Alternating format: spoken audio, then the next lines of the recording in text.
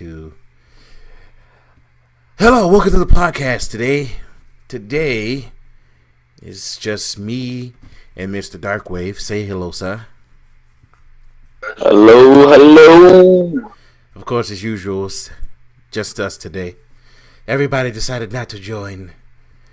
Hopefully, we can start getting these out a little more regularly because this podcast is old as shit. I mean, old as hell. But I can add a few topics here. What to say? How have you been for the last couple of weeks, man?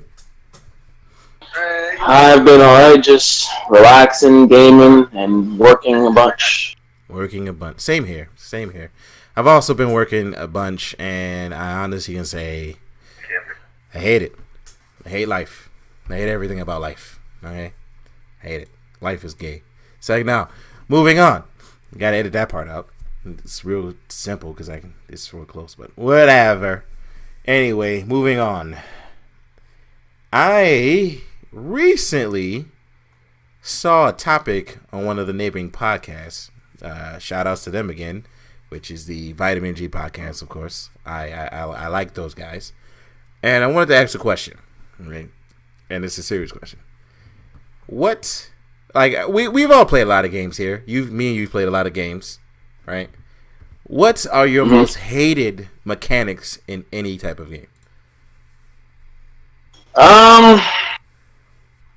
Most hated mechanic. Yeah, most hated mechanics. I wouldn't say. I guess it could be.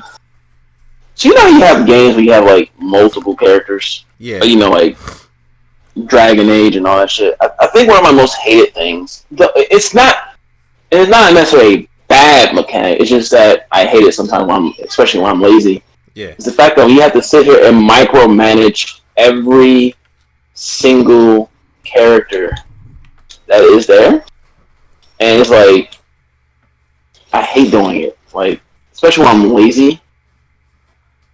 I wish sometimes they don't have an auto button to just level them up, and it's very irritating to me. It really is.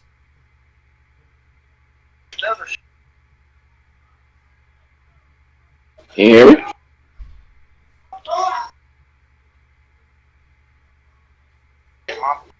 Well, fine. Sorry, hold up.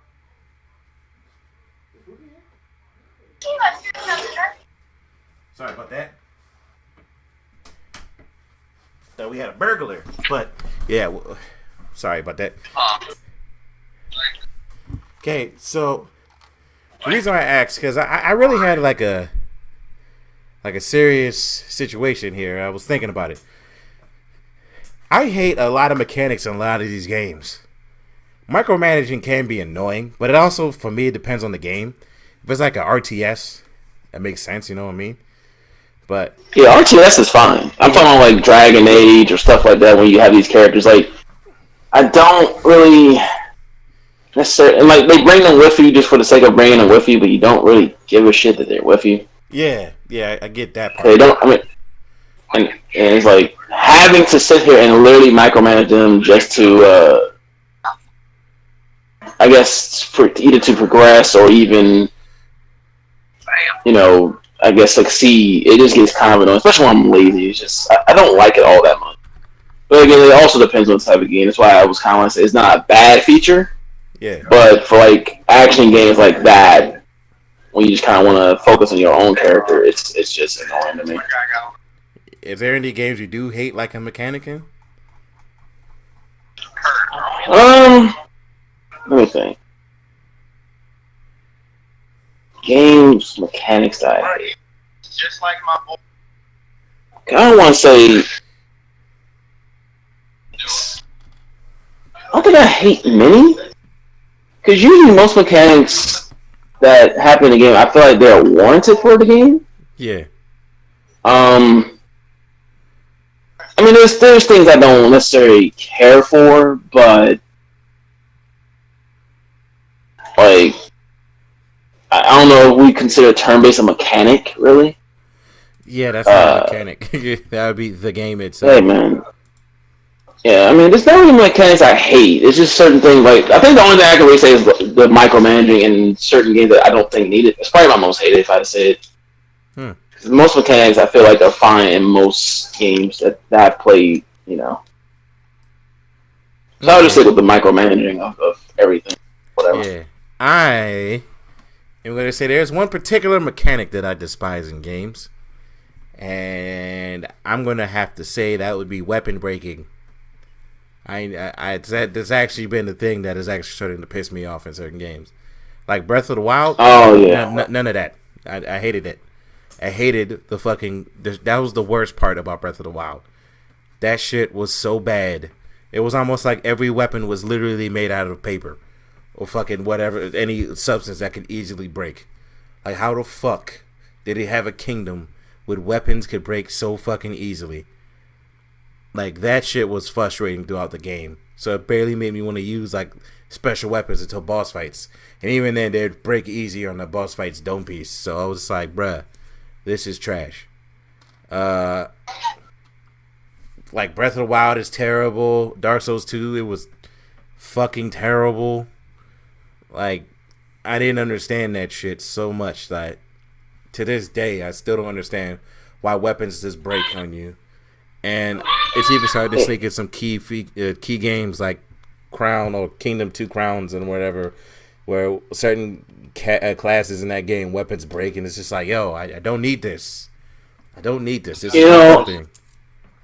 I was thinking about that when I was thinking, but I think my weapon breaking doesn't concern me too much because most games that have it usually have a very simple way of doing it.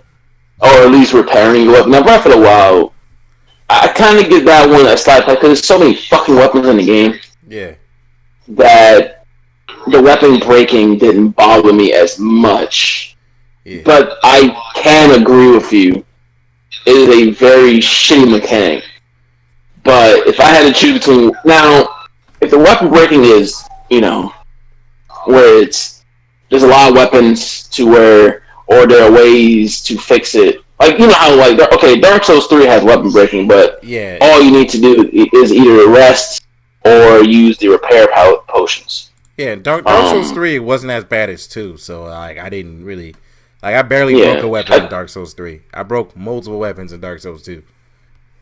I just think for me, it'd be more so how it's done. Like, if it's just weapon breaking for the sake of weapon breaking and there's hardly any way to fix them, and you gotta go through a bunch of bullshit just to even fix the weapon itself, then I have an issue with it. But if it's like, you know, something where it's like, it's annoying regardless, but at least there a way you can easily just, you know, fix it, you know, and be done with it, then I think I'm fine with that. But I can't agree, weapon breaking is a terrible system. And if you hear something in the background, that's thunder. I cannot control that. Oh yeah, no, it's here too, so you're fine. But like I said, bro, it just shit like that actually just pissed me off, you know, a little bit. I can't say I can't blame him. Weapon breaking is terrible. Yeah, well, weapon breaking is fucking terrible. Moving on, because that shit, yeah, I had to talk about that. So we all know that the next gen are touting, you know, all their shit, right? You know, like, you know, Xbox, PlayStation, all that shit. And they're touting it all graphics, right? Do you think it's more important for these companies to be showing stories or just graphics? Because half these shits are just graphics, I'm not gonna fucking lie. What do you feel about that? Well, I feel like they need to show, if you're asking the stories or graphics, they definitely need to show story. Graphics, in my opinion, only takes you but so far. Yeah. As prevalent to every single game at PS3's launch. They looked all fantastic for that time, and they were all garbage, most of them. So...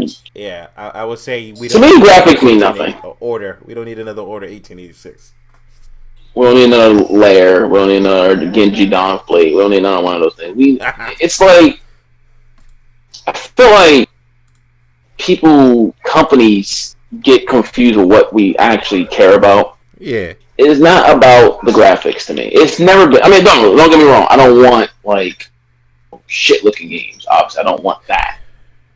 But I do want, good looking games. But that should not be your focus for the consoles. Your focus for the consoles should not only be, it should be performance. Your game should be focused on actual gameplay, story, and wherever your game's going to be. Like, tell me what the game's going to be. We'll see the graphics due to what you're showing me. Don't sit here and give me this presentation. We're running an Unreal Engine 5. Like, I give a shit. What about the actual game? Like, how's your gameplay? How the what is in your game? Is it character creation? Is it not character creation? Is it a RPG or is it action? Stuff like that. And I feel like game companies forget that quite often. Yeah. But I mean, what do we know, right? We know nothing. We don't, as they say, live in our world. So, I mean, yeah, they do kind of bug me when it comes to that nonsense, because it's like, yo, I don't care about your graphics, but is your game great? And if your gameplay going to be good? And half the time, it's a no. Pretty much, half the time it's a bare bones game with fantastic graphics and shit gameplay. Dynasty Warriors 8. I mean 9. What's that? What's that? Dynasty Warriors 9. That doesn't even exist in my eyes. Yeah, Dynasty Warriors 9. I'm like, oh, these graphics are amazing. What's going on? Dynasty Warriors. Dynasty Warriors 9 has. I have soured so much on that game. I don't even want to discuss it anymore. It's just, the more I see the DLC, the more it pisses me the fuck off that they legit did that shit. Like, they really sat here. Well, it's not that they necessarily added more. It's just the simple fact that they had the nerve, the audacity, to add weapons that was already in their game. Yeah. As if we're not going to pay attention to that shit. That's my problem. Like, how dare you sit here and add that shit thinking that, oh, this is going to be, this is the right thing to do. And we're still going to push this stuff out when your game is shit. It goes beyond just it goes beyond graphics. The core game. Your game is legit bad. Like, it's a bad game. Like, everything you've done in that game is trash, basically. Really? Like, there's really the only redeeming thing in that game is the graphics, which is sad. And I don't even want to talk about that game anymore because their business practices for that particular game is being god awful. I do not appreciate it at all. I mean, that makes sense. Yeah, they've really fucked up when it comes to that game. And we bash that game a lot on here. There are actually people that actually will say and have told me that the game has gotten better, and I would still say, it's still a shit game compared to Dynasty Warriors. It can't get better. And people have said that to me too. And it's like, so you tell me a game getting better is actually spending money on weapons that should have already been in the game in the fucking first place? Yeah. That's not getting better. That's being cheap. That's being shills for the game. People are telling me, well, they've added Sunso's Tomphas. I'm like, who gives a shit what they added Sunso's? That should have been in the game from day one. Like, I hate talking about it because we've discussed it so much here, but I feel like I have to say it every time. You presented a game where your focus was, we want to make the game more realistic. When you're charging into an army of hundreds of thousands of people slaughtering them, that whole realism part comes out the window. Number two, I did the same shit with Dynasty Warriors 6, and that was, at the time, the worst Dynasty Warriors game of all time. Oh, yeah. And it's like, did y'all not learn anything? Did y'all learn nothing from Dynasty Warriors 6? It's fucking ridiculous. Like, it got better. It can't get better when you're sitting here making me charge. I mean, your DLC in the bundles costs more than the actual fucking game. Yeah. No. Yeah. No. The game, I don't give a shit what they do, is an abstract failure. There's nothing in that game, nothing that can make that game even better. The only thing that can make that game better is to be deleted from the planet. It could have been good. There was potential in an open world Dynasty Warriors game. There's still potential to do an open world Dynasty Warriors game. what they need to do is make the world. It makes it make the open world mean something. Essentially, because it means nothing. Don't make it as empty. Give a shit about what the fuck you're doing. And or large. That too. It was a pain, and I mean a fucking pain, to travel from one side of the map to another. Yes. Also, the battle was so bad. Like, dog. That's my favorite battle. The shit was terrible. Like I said, it needs to make the open world. And I'm bringing this up because we know they're doing a Samurai Warriors 5, and who knows what they're going to do with that. I doubt they make it. I don't think they're going to make it open world, but if they do, basically what I'm saying is open world Dynasty Warriors can work. It's not that it can't. It most definitely can. It's just you have to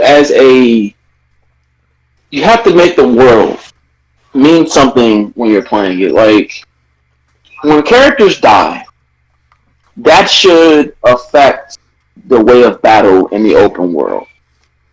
It really should. If you really want to go ambitious with this, with your game, you have to go the whole 9 yards. When someone dies, if you fail to rescue him, that whole tide, everything changes for that particular area or your battlefield, Yeah. And you have to make the world less empty. You have to feel like you are really in a war. I'm not saying change the core concepts of Dynasty Warriors where you fight hundreds and thousands of mobs, but at least make the deaths mean something in that open world. Yeah. You have to, because there's no point in me rushing somewhere to save someone if it means nothing. It doesn't matter on the main mission. It doesn't make the main mission really that much stronger. It don't. The only thing that made the main mission stronger is if you didn't do certain little side quest bullshit, which ultimately just run around and cheese the main boss of a mission. Oh, but that's any Dynasty Warrior. That's nothing new. I know. But you can do that in anything. You get low health, you just run around in circles and just hit the Mushu button every fucking time. That's nothing new.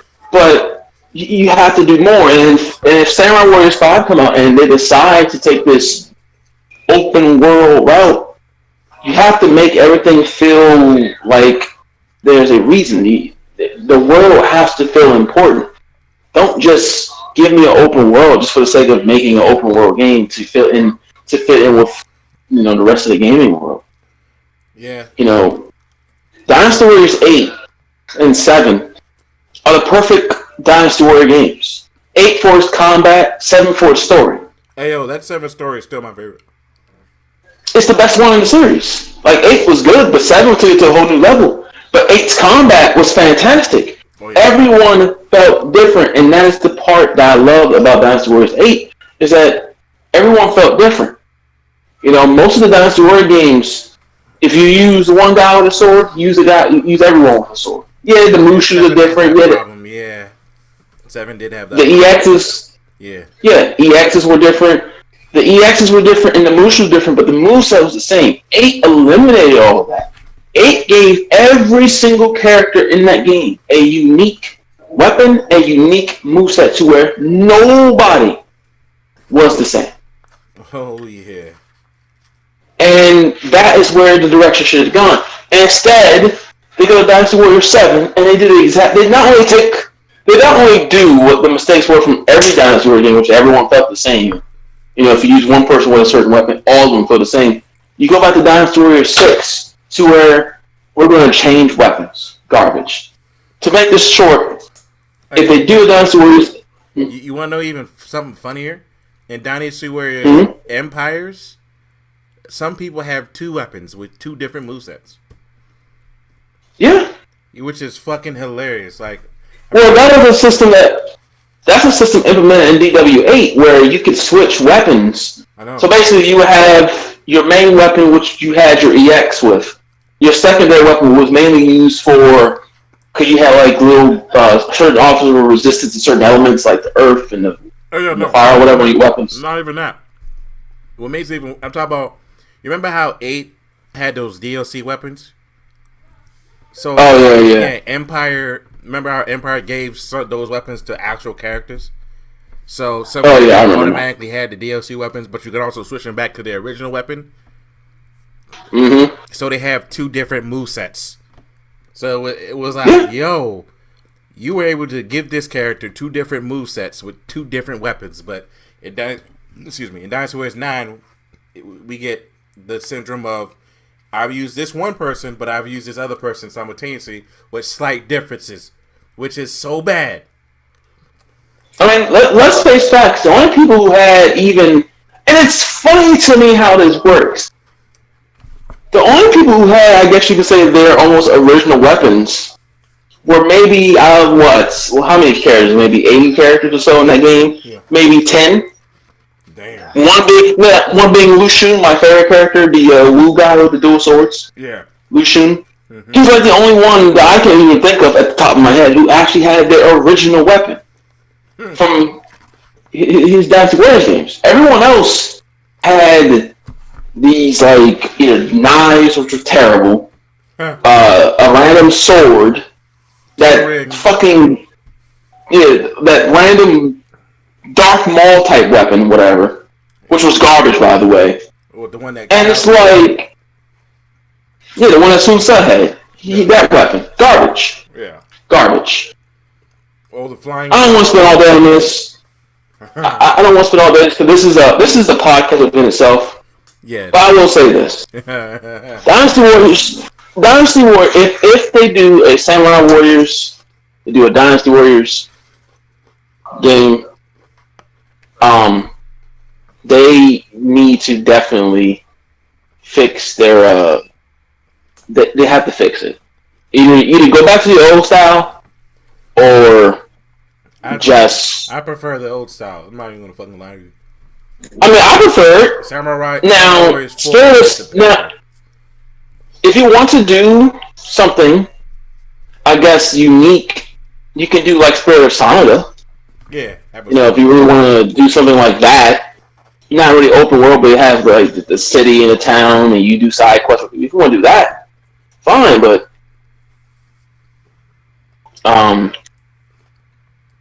it's crazy, But I don't know, man. Yeah, I'm not gonna. But we're not gonna harp. I'm not gonna spend all day. Yeah, because we'll be here for the rest of our lives. Pretty much. Yeah. So now my next question. Now that we got off topic, we're getting back on topic, right? This next gen. I wanted to ask you a question because I already know my answer. I made a short podcast about this. Does exclusives matter to you?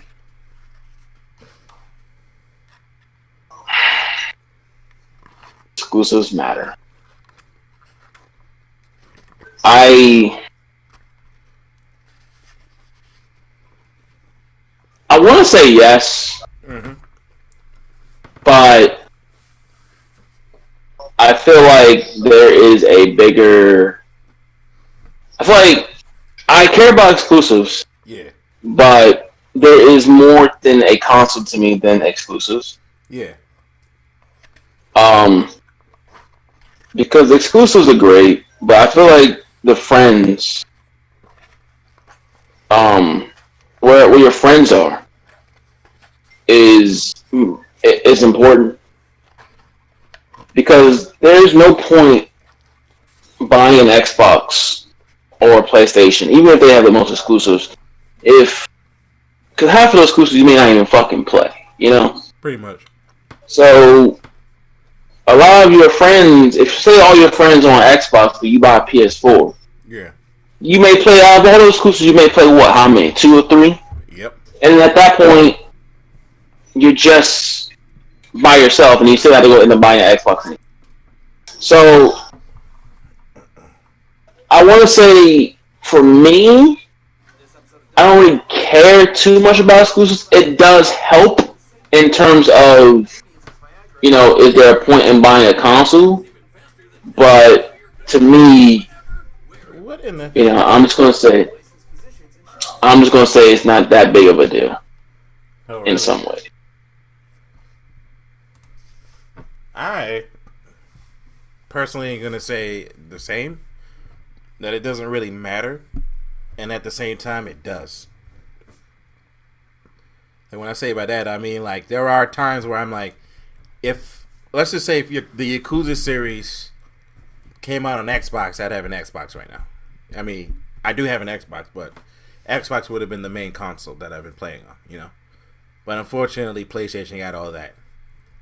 And of course, Nintendo gets their exclusives, so I have Nintendo exclusives sitting on my wall. But, you know, that's what I was saying. Like, I was actually asking the question because a lot of people, or I have some people that will probably be joining the podcast at some point that, you know, they say that exclusives don't matter. You're going to buy the console that you're going to buy anyway, which to that degree, I do agree with that. Like, you know, 100%. Because, yeah, if you're going to buy the console that you already buy, the exclusives don't matter because you're going to get the exclusive anyway, because that's one of the things. My problem is Xbox's exclusives half the time are just the same 4 games, while PlayStation has numerous amounts. But this, like the new Xbox, I do like the fact that it is going to get more exclusives. But I'm not going to lie to you, and this is probably a controversial topic. Hellblade sucks. Hellblade 2 is also probably going to suck. That is actually one game that I really could care less that that is an exclusive. I didn't even care when it was exclusive for PlayStation. I was like, this game is trash. A lot of people came to me and was like, it's a good game. I'm like, no, it's not. It's boring. It's highly repetitive. The combat sucks. You do the same things over and over. Person's crazy. That's just, like, that game could have been so much better. Like, you could have done so much more with the combat system, but instead you gave me God of War before God of War came out. And another controversial thing, I didn't even like God of War that much. I liked the game, but people was like, it's a 10 out of 10 experience. I'm like, no, it's not. You fight the same boss 7 times. Fuck that shit. I don't know. But yeah, God of War was a interesting game. I didn't play it, but I was never a God of War fan. I mean, I played 3. Yeah, I actually like but it. That's like the only one I have. I mean, I've played them all minus the PS4. Well, I did play the PS4 one, but I've only owned one, but I've played them all. Played them all, beaten them all, but only owned one. Damn. And the one that I owned was 3. Because my father had 2, you know. Yeah. So. Yeah. But yeah, like I was saying, bro, fucking. Woo, we just have some controversial. What else can I think of that's controversial that people aren't gonna like me saying? What else am I gonna say here? Let me think. Wait, no, I got nothing right now. I'll probably pepper it in on the rest of this podcast. All right, so the next part of the podcast, because there's only 2 of us, this is actually going by really smoothly, by the way. You know, shout outs to everything going smoothly. The next part of the podcast I'm going to talk about is... Okay. So, one of our newest members of this, of the Wild Fang Force here, suggested we put the Xbox Series X versus the Nintendo versus the PS5 versus the Stadia. What is your outlook versus all 4 of these consoles? And I'm using the Stadia as a console very lightly because I don't think that shit's going anywhere. But what do you think is going to happen this next gen? What are your predictions? Predictions as far as who's going to win next gen? Oh, yes, that too. You know, like what's going to happen? Well, Sony's going to be in their arrogant phase as always because they won this. They won this console race, so obviously they will be in their arrogant, we can do no wrong stage. Which is sad. Xbox will probably win this. It'll probably win this, but PS5 will, in about the 2-3 year mark, will start chugging along. At that point, it'd be too late. Stadia is already a failure and will continue to be a failure. The world is not ready for Stadia. I've said this from the beginning. Nintendo, I mean, they will be Nintendo. Yeah. They will forever be Nintendo. There's really nothing else for Nintendo to really do. So as long as they keep doing what they have to do, I see no reason why they would fail. Yeah. That's pretty much it. It's going to be a revolving circle, man. You know, Sony's in their, like I said, they're in their moments of. I'm not even talking about them canceling their little thing. That has nothing to do with it. Yeah. But they're in their. They're in their. Oh, we can do no wrong, so we know you're biased because we're Sony. You know, which is ridiculous because they can do wrong and they have done wrong with the PS3. Now, it could be wrong. The PS5 could come out and shock the world, but from what I've seen, which is absolutely nothing, I have no hope in this. You know, Sony is already starting their arrogance with them censoring games and not giving a shit. So, 5, which was the dumbest shit. Right, you know, it's like, yeah, let's just censor stuff. And people will still buy it and still play our game because we're Sony and we can do no wrong. But I think it's going to be Revolving Circle. Just like how X 360 dominated, I think that the Series X will basically do the same, not because of exclusive, but because people are just going to probably just openly buy it, in my opinion. That's what I think. I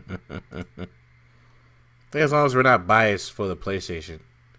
Because people I'm not biased anyway. I own them all. Why the fuck would I be biased? You know, it's like, that's another thing. That's another thing. You asked about who wins. It's like, that's why I asked about. When I say people, I mean, there are already people saying, let's fucking PlayStation. I know you are. Yeah. But I know you're not. I'm talking about for the people. Yeah. I'm like, when people ask me, what do you think consoles better? I'm like, this is 2020. Why are we still arguing this? Oh yeah, no that. The answer is very simple. There is no system. I mean, there are obviously systems that are better technically. There'll be systems that's better with exclusives. But like I tell everyone, just go where your friends are going. It's not that difficult. Just go where your friends are, and you will be fine. The fact that we still arguing which console wars in 2020 is absolutely ridiculous. They all, for the most part, have the same games except for that one or two exclusives. You know, maybe not one or two. But you know what I mean. Certain exclusives that may be game changing to for the world, but ultimately, why are we still arguing about this? Yeah, a lot of people argue about it because they're bored as shit.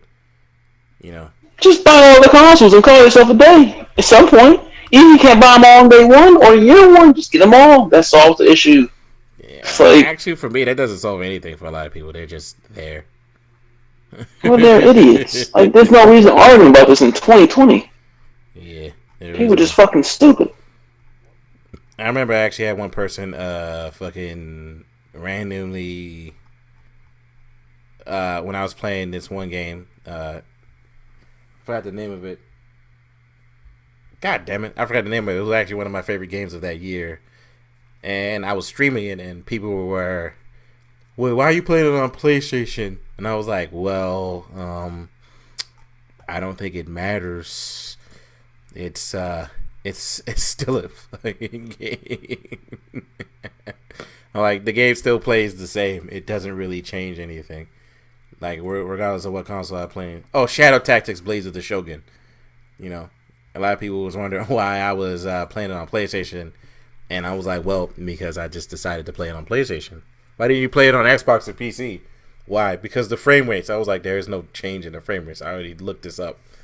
Get out of here. It doesn't matter what console I play this game on. It's the same fucking game.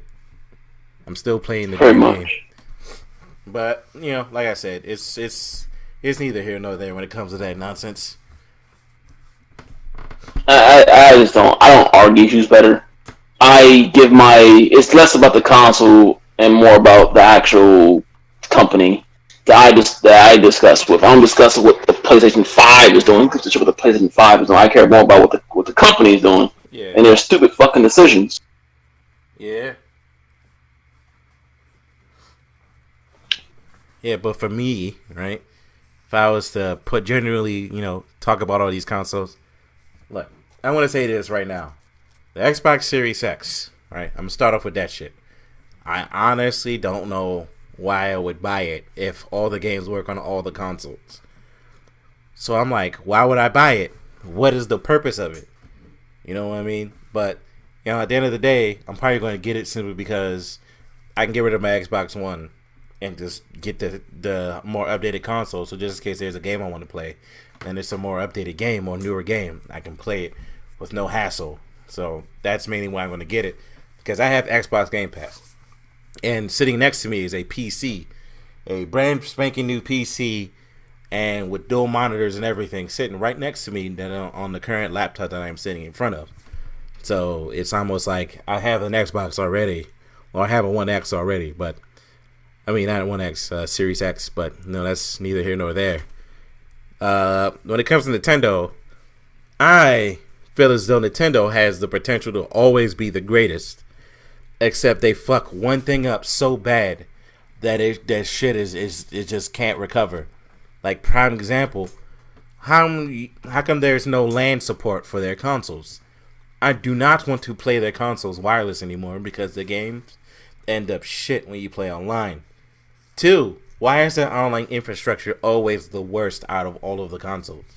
You can't even reliably chat with somebody. You have to do a whole nonsensical thing. Oh, we don't want people to chat because we don't want people to be mean and bullies and shit. Well, one day I want to tell somebody at Nintendo, get over it. There are bullies everywhere when it comes to the gaming console and the gaming space. It's what they do. It's what people does. Leave it the fuck alone. And 3, their fucking online is always going to be shit because you have to purchase a LAN adapter. I ain't purchasing no fucking LAN adapter. That's all I'm saying. Whatever. And Nintendo is that company that always does great, but they're always like they're like 2 steps forward, but always 3 steps backwards at the same time. Yeah, it doesn't make any sense. I was in the same spot. You're like, oh shit, you're an inch away from being perfect. Actually, there's no online. You can't chat. Whoa, why would I buy your console? Granted, I'm always gonna hold on. No, I'll say that again. PS5. Look, I love my PlayStation 4. I'm always on my PlayStation 4. That shit is on all the fucking time. So was my PlayStation 3. But it comes a time where a man would really like if you would go back to your PlayStation 3's online. I don't know why they did this. Why can't I take my own music and put it on the console? That shit is dumb. I remember when you could play a WWE game, right? Remember those times? And use your own custom music for the game. Those were good times because I actually like that made me spend years in the fucking custom creator. Now I don't have the luxury. I can't create Guile. I want to create Guile, man. I love playing wrestling games with Guile. And that I'm not gonna talk about WWE 2K because that's good. That's a 20-year rant right there. But that's whatever, right? And the PS5 always, to me, or the PlayStation, always when they start off, they'll start off with their heads about the size of the fucking moon, and they never take a step back. So this time, I hope they pray to God they fucking think, right? Because if they go, we got this gig a couple out, yeah. And I'm like, okay, how much is your console? It's like $600. I'm like, you guys are the dumbest motherfuckers ever. Also, they need to have fucking games come out. Because I'm not about to sit here and buy the console year one if they don't have anything. I'm going to probably... I don't know what they're going to have. They've announced nothing but 2 loot shooter games that are already doomed to fail. Exactly. So, it's kind of like, yeah. And then it was like, okay, so we decided to increase the backwards compatibility. And I was like, so Xbox has the ability to play games as far back as the regular Xbox. Yet it is a fucking hassle for you guys to allow me to play the games that I bought.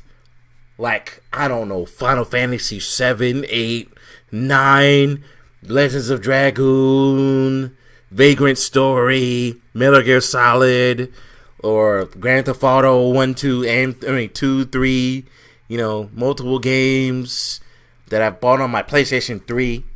Because, look, say what you want about Xbox. I barely like the console. But there's one thing that I can honestly say about the Xbox right the fuck now that is literally really good for the gaming industry. My Xbox One is a one-stop shop for all of the Xbox games that I have owned.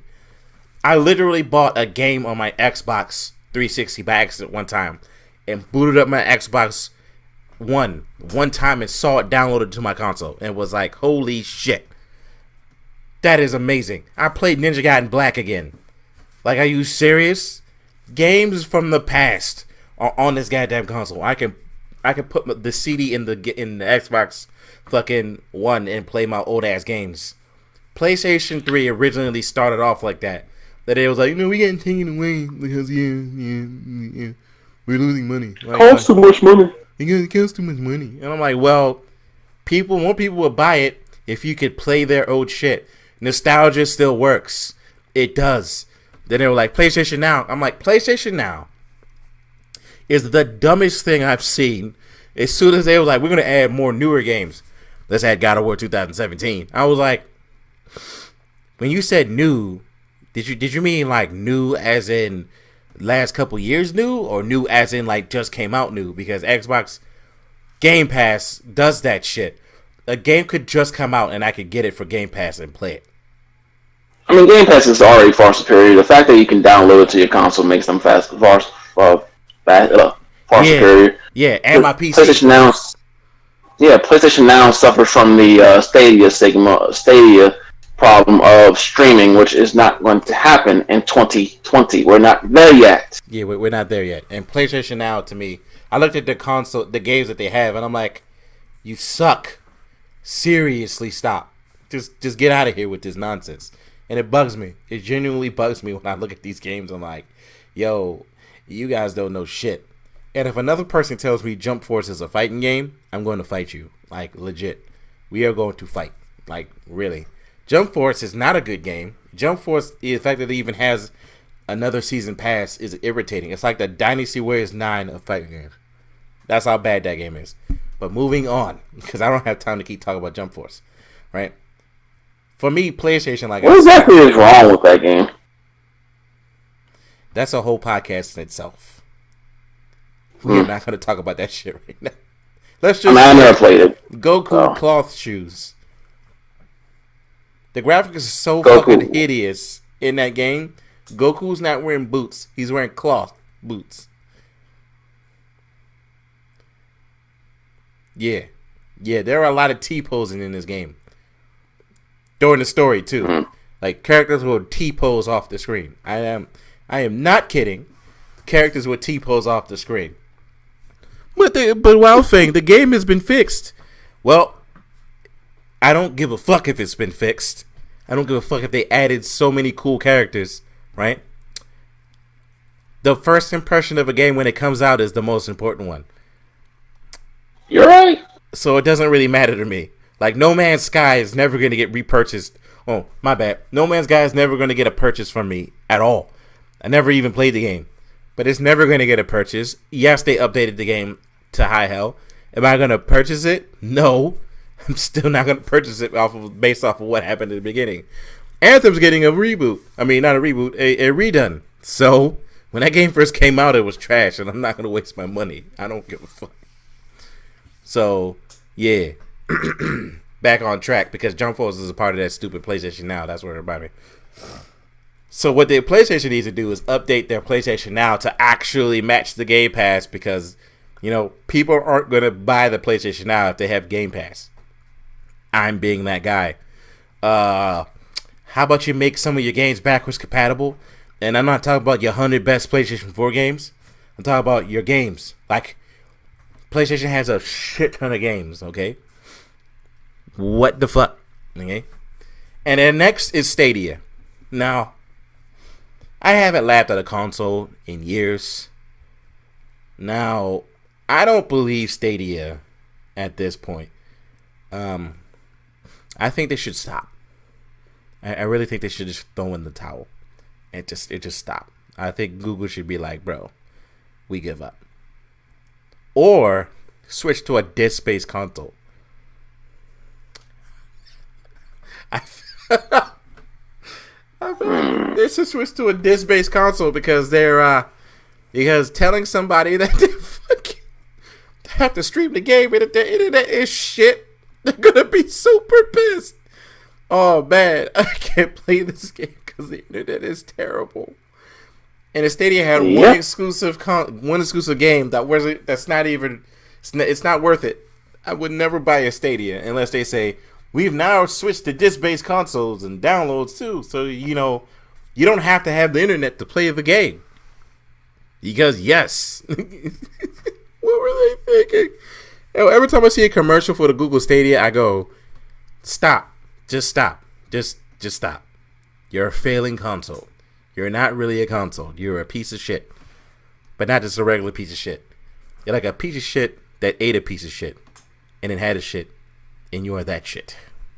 But that's neither here nor there. But to prove themselves, like I said, they would have to come out with the disc-based Stadia or something, because this shit is dumb. Or someplace to download the fucking games to the console. Kind of like an Xbox, discless Xbox, which you can do that. But is there anything else you wanted to add to that? You pretty much said everything needed to be said, man. I said it a while back when we had Galactics on that the world is not ready for something like that because it's not. It's not. Yes, you can have good internet. Yeah. But unfortunately, your internet dip. All internet. I don't give a shit if you have the top internet that's right now. Internet, if you're wireless anyway, internet can dip. It can, anything can happen. Yeah. So, just that fact alone makes streaming damn near impossible.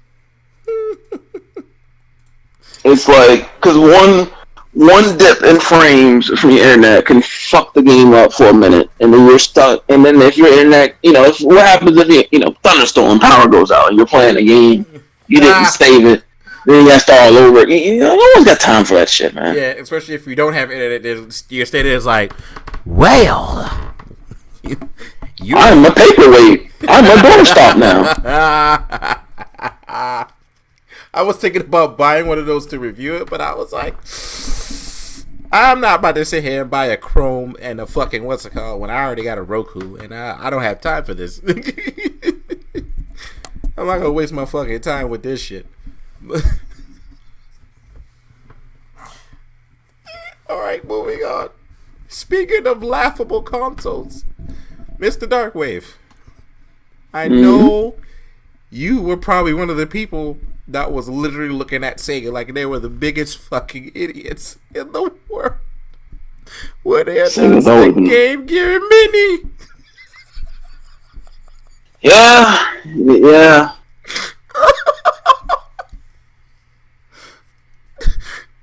Oh my god, these motherfuckers announced 4 Game Gear Minis with 4 games each and said, yo, if that's not embarrassing enough, let's add a screen enhancer so he can view this very tiny console even better.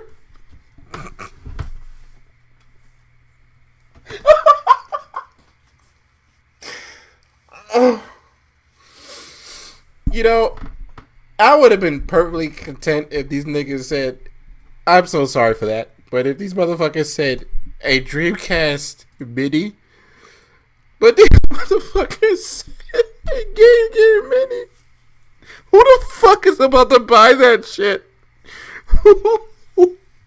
Who asked for this? I didn't ask for this shit. Why would they do this shit? That's so small that people probably playing it are gonna probably go blind because they can't see that shit. Hey man, I saw that. I'm not gonna lie to you, I saw it and I just clicked away from the article. I didn't even bother.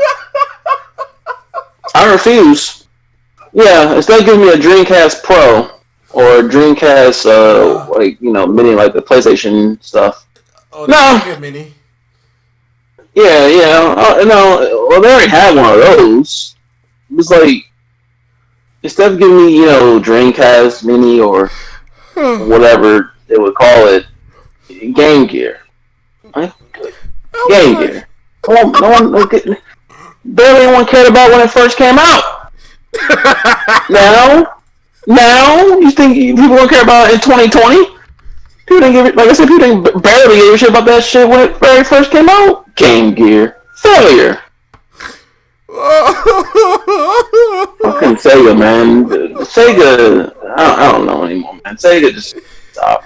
They've lost their fucking Game Gear.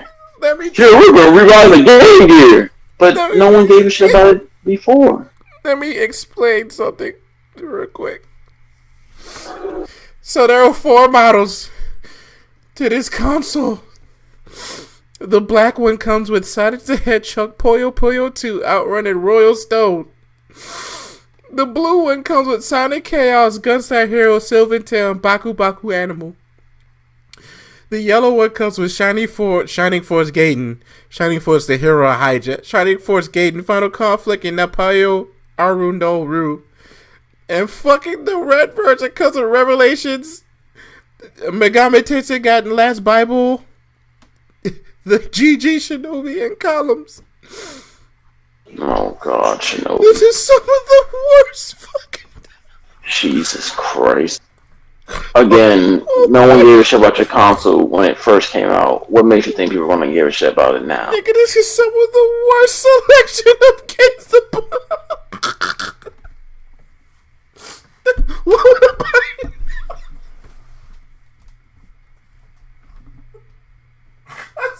Oh my god. Oh shit. This is the most embarrassing shit I've ever seen. Hey man, that Game Gear Mini, man. It's so fucking Sega, man. It's all about that game. Jesus Christ. It is like I said, man, I skipped past that article so fucking quick. These motherfuckers said it's a fucking 80mm times 43mm times 20mm with a 1.15-inch display. There's a single mono speaker and a headphone jack. It charges over USB but can also run off of 2 AAA batteries. Okay. Like batteries. Oh boy. Oh, okay. Shit. Sega. Batteries? I mean, sure, Nintendo still does batteries for the controllers in 2020, but batteries? You couldn't have, I don't know, chargeable? 2020.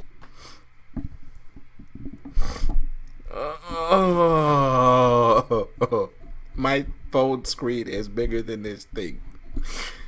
You seriously? I'm sure a lot of people's phone screens are bigger than that shit. Oh my god, this is the funniest thing I have.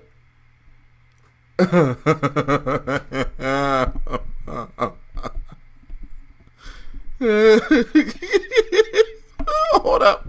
There are comments at the bottom of the article. It says, so you're saying don't want to play overpriced games on a townhouse cracker side system with an eye-straining posted side screen. You don't think $50 to play 16 worth of Virtual Console ROMs is far worse platform better? Oh shit. It's such a failed opportunity. We begged for a video game console for a couple of Christmases, and 1 year my parents must have a hit deal. Ayo, next will be an Atari Lynx remake that fits on the head of a pin. I don't know, man. I give up, man. Sega's the funniest motherfucker.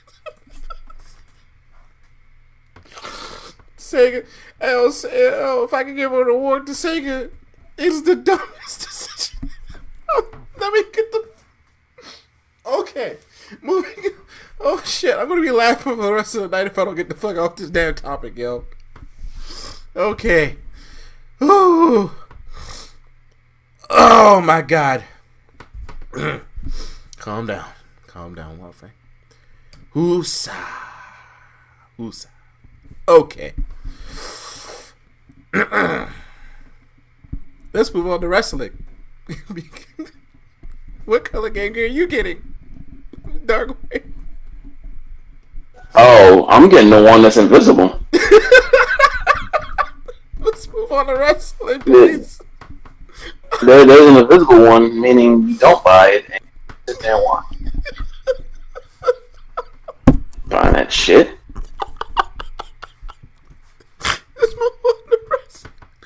Let's move on to wrestling. Oh, God. Let's get back to professionalism. Let's move on to wrestling. Okay? First. You said did you remember what you had to say about wrestling? You had a rant. I did remember, but it was about the situation that happened on Twitter. But that shit is long since over with. The Alexa Bliss stuff. Oh, with JD? Yeah, it was not really about necessarily that. I mean, it was regarding that, but the situation at hand wasn't like, it wasn't dissing him or dissing her. The only thing I'm gonna say is this, because I'm not even gonna. I don't feel like talking about this all day. But the only thing I'm gonna say is this. Yeah. People need to definitely understand the difference between cyberbullying and someone's opinion, even if that opinion is a negative opinion. Yeah. You have these professional, and I'm saying them because this is the topic. These are the people that were involved. Yeah. They need to sometimes it's best to shut your mouth and ignore. Yeah. You come out here and say, "Oh, we support," we don't support cyberbully and all this and that. They say all that, right? And it's like, when you post about that shit, don't you know, mainly I'll just use her, Miss Bliss, yeah, that you have a bunch of fans, that are a bunch of stans, that are a bunch of basically cocksuckers who have no idea that, you're not trying to incite any harm, per se. Yeah. I don't give a fuck if you're a wrestler, celebrity. You have to understand that your mouth, when you comment on shit, and whether you know it or not, that is a way of saying attack. And whatever your fans say is going to be 100 times worse than what the person that, whoever said something wrong about you ever said. Celebrities and these actors or wrestlers, whenever, if you're in a position of notoriety, you have to be careful about what you interact with. It's one thing to defend yourself, fine. I'm not saying don't defend yourself, but then don't turn around 5 seconds later and say, "Oh, we don't promote cyberbullying," when all your fucking fans are saying 10 times things worse than what the person who said something about you did. Yeah. It makes no sense. Then you got wrestlers or your colleagues commenting, saying, "I hope I meet this person, this and that and the other, woo, woo, woo." And it's like, wait a minute, what happened to this Be a Star campaign? I'll tell you what happened. It's all bullshit. Yeah. That's what happened. Like I said, I'm not going to stay on this long because honestly, it's a situation that's long since done. The story, the end of the thing is, if you are in a position of notoriety, understand, once you publicly announce something or you publicly say something, that is basically you saying attack. And those people, your fans, especially if you're a female, they are going to attack someone far worse than that person probably ever attacked you. And if something was to happen to said individual, if that person who insulted you killed themselves or someone killed them, that blood, yeah, the person who did it obviously would go to jail and all that shit. But the blood really is on the person who shared that tweet's hand. Meaning, in this case, if Alexa, if her fans caused the person who said something bad for, harm to him, or he couldn't take it or something like that, if something like that happened, something really bad, that blood will be on Alexa Bliss's hands. Because whether she wanted to or not, I'm not sure. I'm sure she didn't mean for people to attack, but you have to understand you're in a position of notoriety. And you know the type of fans you have out there. Just understand that when you're doing this. You want to defend yourself, fine. But don't turn around and try to speak we support be a star and no bullying after that. No, because you basically just your people are bullying the person who said something bad about you. You know? So that's all I'm gonna say about that. Because it's a topic that is honestly stupid at this point and it's over and said with, so I'm just gonna leave it at that.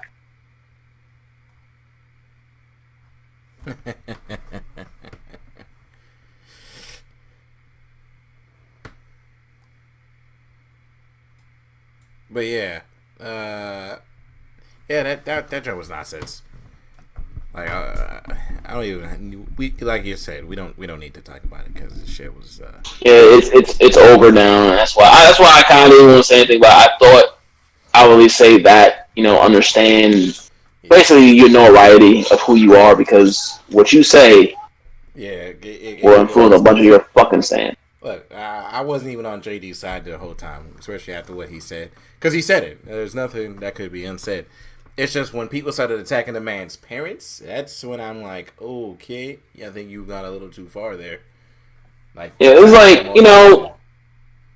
and that's another thing. People thought I was siding with JD, and it's not that I was siding with JD. I mean, what he said, listen, and I think people misunderstand me when I say I like JD. I like JD. I like his podcast because a lot of things he say in pertains to wrestling. Yeah. The booking, how they're booking people, how the show is. It's generally 100% correct. Yeah. And I agree with a lot of things he say in terms of that. So I enjoy JD's, and now can he be overzealous and overreacting? Sure, but that's any of us. We're the human race. It's just how we are. Yeah. And I think people misunderstand me when I say it doesn't bother me or I don't care. They think I'm siding with JD. It's not that I side with JD on. Let's just use this particular situation. Not that I was siding with JD. He said what he said. The difference is I am not a pussy. Yeah. And shit like that is back in different times was called crude humor. And for someone who is not easily hurt by stuff like that, it just didn't bother me. It's not that I agree with what he said. He could have done without that comment, yes. But at the same time, I'm not a pussy. Comedians all the time say shit like that. Oh, yeah. It's just back, in today's time, it's looked at as sexist and bullying, which it wasn't really a bully. He didn't really bully her. He was just giving an opinion. It's just, in reality, it's crude humor. That's what it usually is. So for me, I've heard worse. Yeah. So it's not that I sided with him. He said it. I can't say it's but he didn't mean that. No, what the fuck? I was like a fucking idiot. But I understand what crude humor is. I do too. And that's why when I say I don't care, it's because to me, this is something that she could have easily ignored. Number one, if you state you've been ignoring stuff for this long, I don't know why you need to call this out now. Fucking weird, dude. She's like, I usually ignore his ignorance, but this can't stand. What do you mean this can't stand? What the fuck? It's crude humor. It's like any comedian out there in the world says something sexual. Yeah, when you have sex, you nut one time. It's still like that. It's called crude humor. So why now do you take to the Twitter to call him out? Everyone's already seen the video. Now, granted, it was snitch tagging. Some random troll account snitch tagged. Yeah. Which Lance Storm and CM Punk said it best. Lance Storm says, anyone can have an opinion about it, but I'm not going to know about it. These podcasters or these little critics, whomever, they can have an opinion on me all they want, but I'll never know it. Unless you snitch tag me, which if the person who snitch tags me, it makes you worse than the person who actually said it. Yeah. And then CM Punk said, I would never take criticize from someone I wouldn't ask advice from. Damn. You know, it's a thing of, you know, he didn't have to say in that way, obviously. But the main thing is that, and this is across the board. It's not even just this. This is across the board. People in 2020 are fucking pussies. They're soft, and they can't take shit. That's just the reality of it. Yeah, that is. You say this back in the early 2000s, the early 90s. This goes under the bus as under the rug. Okay. Yeah, you may not agree with it. You may laugh at it. I laughed. I ain't gonna lie. Give a shit. Because I understand what crude humor is, and I don't wear a white hat. Yeah. But in 2020, and this is what JD needs to understand too. Yes, you're funny to me, and you may be funny to a lot of people who were born in my time, or who grew up in that time, or who grew up in the Xbox Live party chats or whatever. Yes, you may be funny to them. Yeah. But what JD needs to understand is that this is 2020, and in 2020, that doesn't slide because people are pussies. Even I have to learn that. I've learned that in the last month and a half. And I wasn't even commenting on anyone else. Pretty much. I don't know if I told you. I would play FF14. I don't know if I told you. And we were doing a raid. Now, in any game, when you fight something, you get one shot. You say what, Jay? You say you just got raped, right? Yeah. Get raped, you know. I said that about myself, and I got kicked from my party chat. Now, I laughed them out after it, but I got kicked because I got raped. Because a boss basically one-shot me when the tank died. And I got kicked for mentioning it about myself. So if that doesn't tell you that the world's full of pussies, I mean, I don't know what does. But the fact of the matter is, JD has to learn it. And I'm sure he did. He made his apology video. I don't know if you watched it, but he did the apology video. A lot of people literally called him out for that one. I'm not going to lie to you. It was like, why did you put it on the podcast instead of making an apology on Twitter where everybody could see it? Because no one's going to watch your video. Which, you know. Well, y'all watch his video, but the thing is, y'all watch his videos anyway. Yeah, that was. He gets 10. But the thing is, he gets 20,000. Listen, this is just facts. I'm just calling out facts. He gets about 15, 20,000 views per YouTube video after a string of time. Yeah. That's probably more traffic on there than he does on Twitter. Pretty much. So, why wouldn't he? And it's like, y'all clip his shit anyway. So, why wouldn't he go on his podcast and say it, where you can see his face, you can see his speech, and he's then just typing it up. And you can make videos on Twitter, so that's why a lot of people, moving off of this, because we're going to be, I don't want to talk about this for the rest of the time. Yeah. At the end of the day, he made an apology, he learned from it. Yeah, hopefully he calms that down. But, like I said, I don't like JD anymore because of some shit he said, so I'm just gonna leave him the fuck alone. Like, I've said what I said to him on Twitter and everything, and I was like, bro, if that's how you feel, then, fuck you, it's over.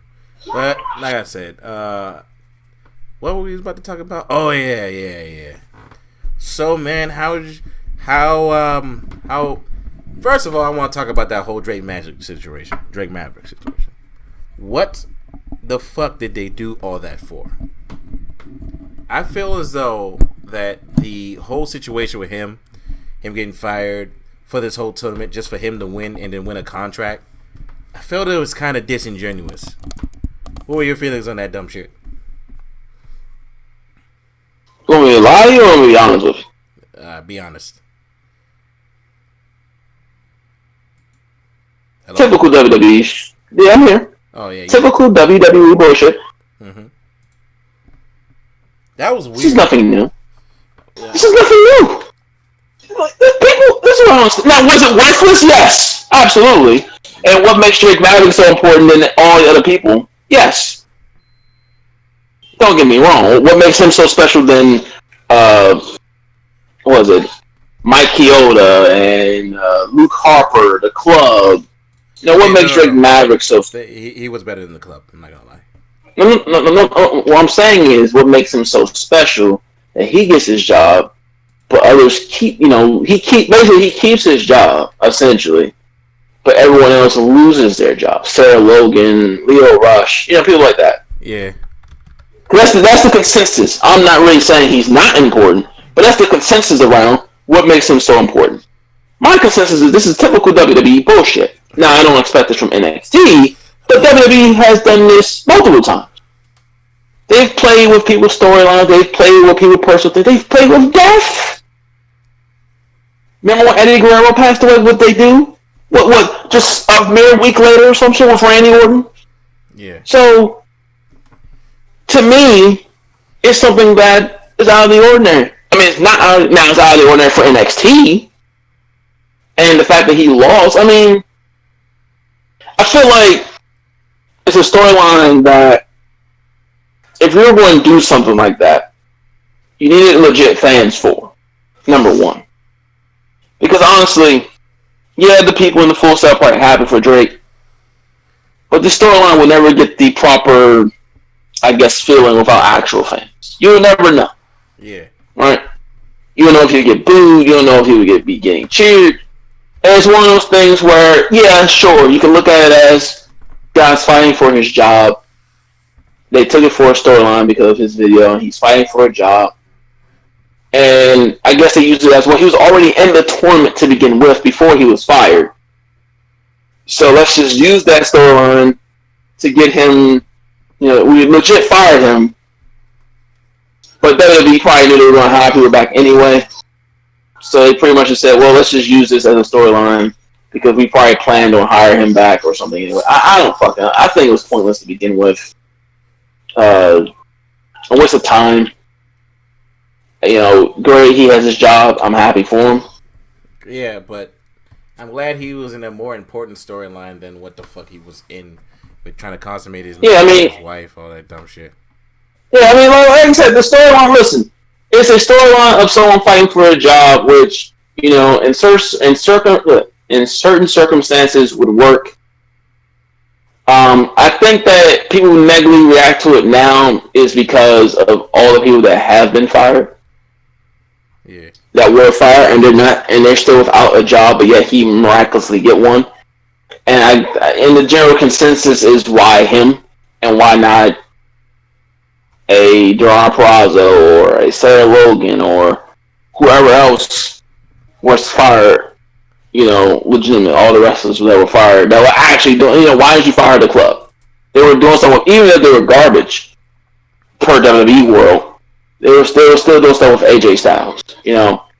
So why Drake Maverick? What made Drake? Was it because he actually, I guess, in a sense, from what his videos say, legit wanted to be there, where everyone else probably didn't give a shit to be there?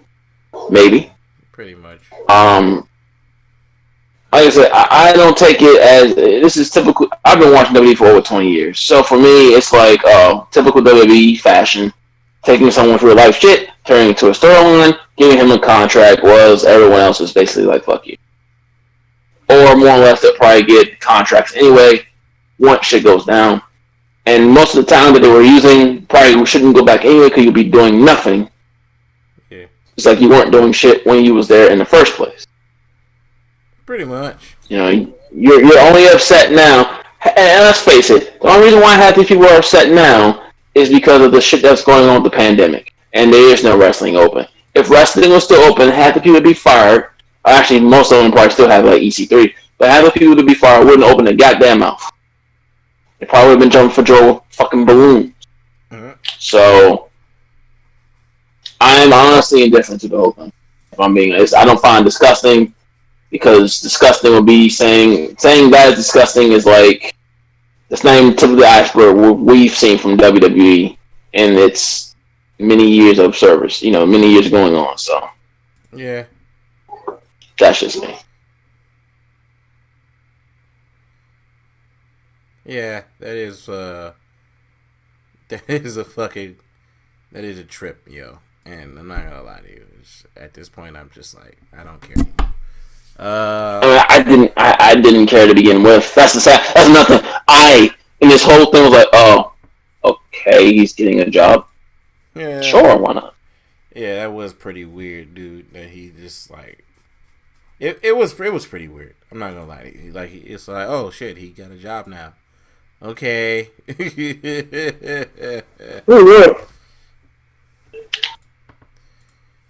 Like, the shit was just bad, son.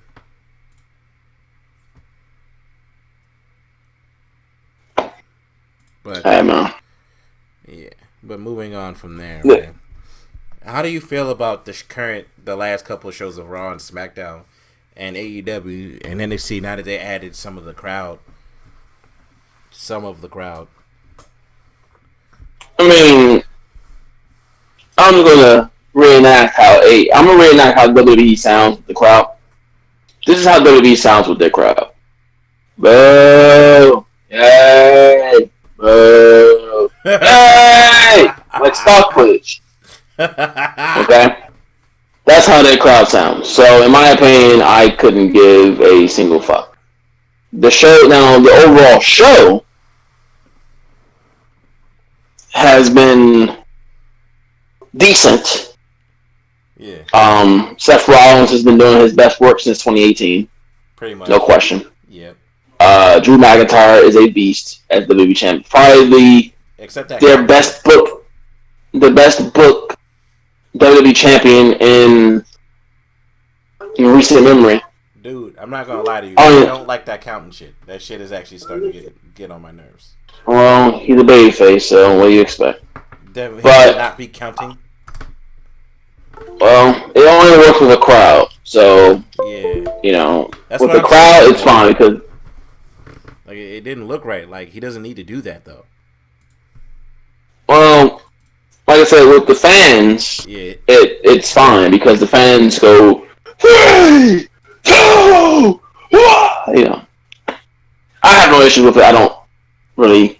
It's not cringe to me because again, it's with the fans there. It was fine because they were actually saying it. I can see if they were doing it, and he was just how wrestlers they do stuff like some of these babyfaces they're like come on, and then the fans are like yay. I got one guy in the road, and they're trying to hop. I'm surprised. But at least with the fans. Hey man, but at least with the fans, they're like legit going crazy for that. 3, 2, 1. So I'm fine with it. Kevin Owens is doing fine. We got a new champ, Apollo Crews, whatever. SmackDown was fine. I did not care for it. I mean, the Jeff Hardy shit was whatever. It didn't offend me whatsoever. I thought it was retarded. It's stupid, but it didn't offend me. I thought it was not smart, but whatever. It didn't offend me. I've seen far worse from this company. So I am basically when Big Show jumped on the casket of his dad type of worse. I mean, Triple H fucked a dead woman. Yeah. I mean, Triple H fucked... Listen. Until something gets worse than Triple H fucking a quote dead woman, I don't give a shit. Or Vince McMahon saying the N-word. That too. I laughed my ass off with that, but still, it's like that's the problem with today's WWE fans. It's like y'all don't know shit, do y'all? Y'all didn't watch wrestling back in the day, did y'all? Because if y'all did, the stuff you're saying now is tame. Pretty much. Like you have people like Hulk and Animal or Hulk attempting suicide and shit. You had fucking Triple H fucking a quote dead woman. You had live sex celebrations with Edge where people are now just saying and they're calling him out on it and they're like, he's 10 years old. What the fuck are you talking about now? So it's like, y'all people obviously just do not understand that this shit that you're saying, the Jeff Hardy stuff here, which he probably, obviously, I'm sure he approves, at least I would hope so. It's tame. It's all tame compared to what wrestling has done or WWE has done. They made Trish Stratus crawl on her hands and knees and bark like a fucking dog. I mean, come on. Oh yeah. The Jeff Hardy thing is not even nowhere near close to that. That was pretty fucking weird. Again, I laughed. But that's why we don't have that shit no more. Exactly, because the world can't take it. Yeah. The world's a bunch of pussies. And I hate, and I don't like saying it that way because people may take it wrong way, but I mean, the world is soft now. I mean, yeah, the SD. you also gotta stop saying it now, man. Come on. For the podcast Hey, man. reasons. Just stop it. Look, man. But, okay. What else is there that happened? And, of course, NXT In Your House is on Saturday or Sunday, whatever it is. You gonna be watching that joint? Yeah. You definitely. Of course, I'm gonna watch this. One reason why I have that. That's one reason why I have WWE Network. So I'm not paying $50 in the shit for these damn pay-per-views. They're not worth it. Well, takeovers are usually worth it, but yeah, I'm still not paying that type of money.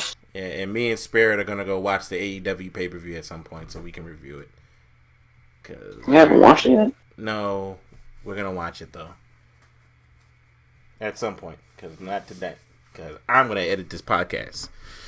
All right, I guess we can end it here because, yeah. Also, Backlash looking like it's gonna suck already. Because, hey man, watch your mouth. We're in tune for the greatest.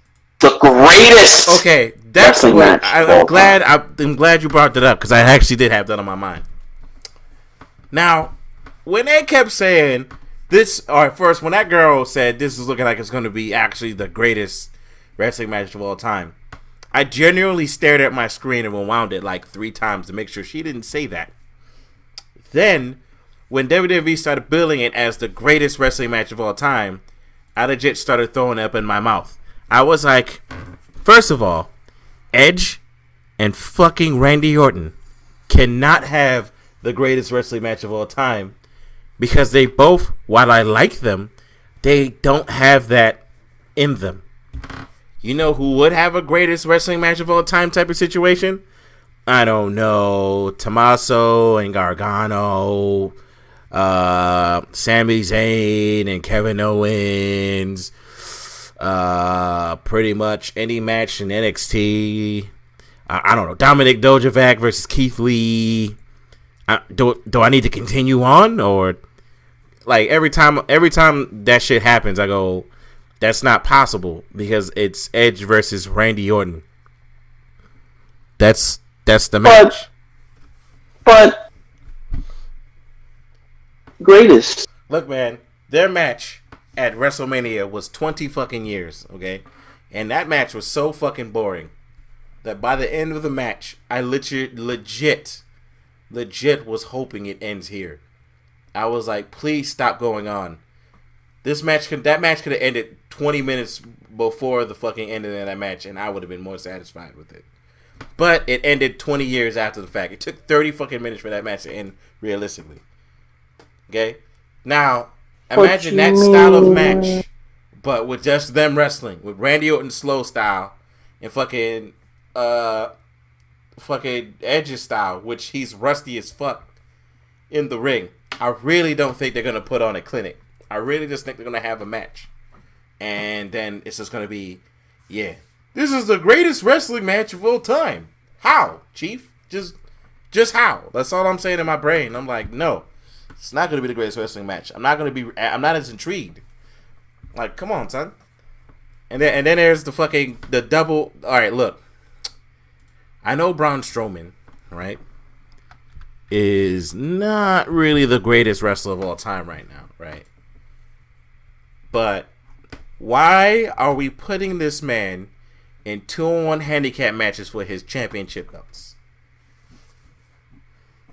Because he's the greatest of all. Yeah, okay. If this man loses the title to Miz and Morrison, I'm going to literally stop watching wrestling for a year. This is not a joke. I'm gonna stop. Hey, ho. Shut up. Next was Asuka versus Nia Jax. I don't know what is happening here, but Nia Jax is to be fucking terminated. Is literally starting to piss me off when it comes to her injuring her opponents. She's injured multiple people. She needs to go back to the fucking Performance Center, training in the Performance Center, not wrestling. Not even. Why does she even need to be wrestling for a belt right now? Okay, who the fuck cares about Nia Jax wrestling, fucking for the belts? This is seriously The Rock. Yes, okay, she's The Rock's cousin. So is Tamina. Now, Tamina for the belt, I was like, seriously, you need to stop. And then when the other half of Samoan Steakhouse got this shit, I was like, yeah, okay, y'all need to stop. Oh, you said steakhouse? That's bullying. Stop being a bully. Okay, cool. Yeah. I cannot wait to take the NXT takeover in your house, where we get Ciampa versus Karrion, Charlotte versus Rhea versus Io, which I honestly think Charlotte needs to get rid of that belt. Finn Balor versus Io needs to win the title. Io or Rhea needs to win that fucking title. I don't care either or. Adam Cole versus Velveteen Dream. Okay. Keith Lee versus Johnny Gargano. And Mia Yim, Shotzi, and Tegan versus Candice LeRae, Dakota, and Raquel. Which would be a good match. That's on TakeOver? That's on TakeOver? That is on TakeOver, Chief. Oh, well. And there's also a surprise wrestler that I've actually been literally like, what the fuck? What the fuck is the name of that dude?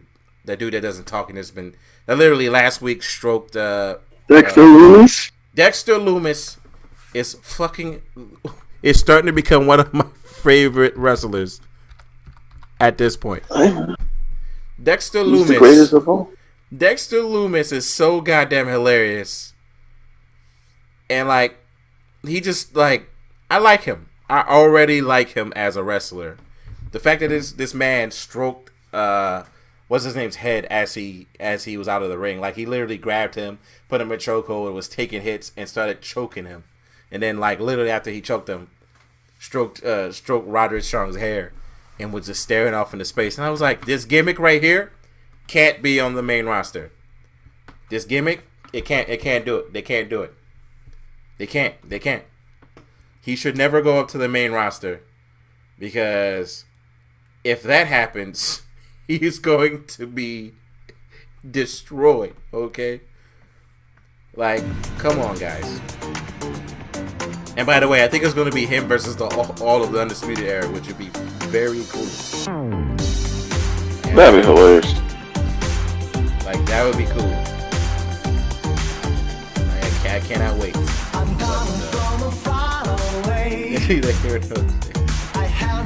Alright. Is there anything else you wanted to speak of before we cut this podcast off? And I go editing and it goes. No? That being said, by the power of destiny, we are now ending this podcast. Goodbye, everybody. Goodbye. Also, you can find the podcast on Spotify and various things, and Anchor.com. So all links will be in the description. And of course, visit Spotify for the debut of Bacon Pancakes, which will also be in the description. Finally on podcast, on what's it called? And Tidal. And probably more features coming soon. More places. I don't know what I'm saying. But yeah, I'll catch you guys later. Well,